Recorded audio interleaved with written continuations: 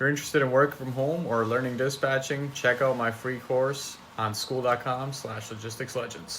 Today we're going to be talking about common terms in the industry, and we're going to start with BOL. That's a pretty common one. It's the bill of lading. It's a document that the shipper is going to give you to the driver.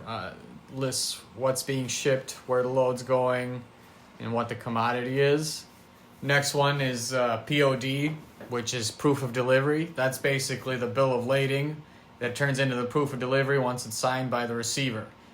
So you might have a broker asking you for, POD once you've delivered. That's proof of delivery. Your driver just needs to send you a picture of the signed copy. Backhaul, that's a return trip carrying cargo after delivering a load. Bobtail, that's a tractor driving without a trailer.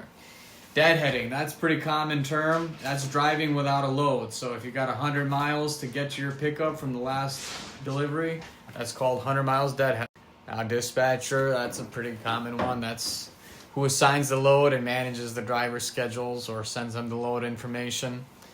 Drop and hook. Now this one you might not hear too often if your company doesn't do this.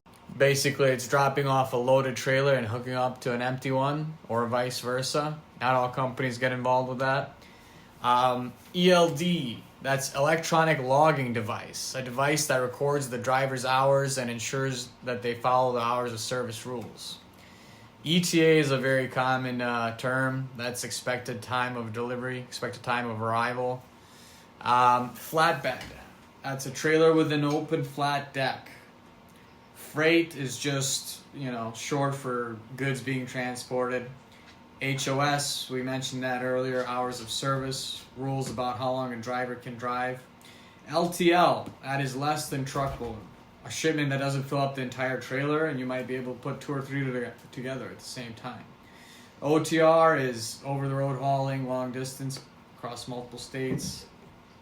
P&D, local freight movement. Reefer is a refrigerated trailer that's used for perishable goods. A lumper, this is something you gotta get familiar with. It's a third-party worker who loads or unloads the freight at warehouses.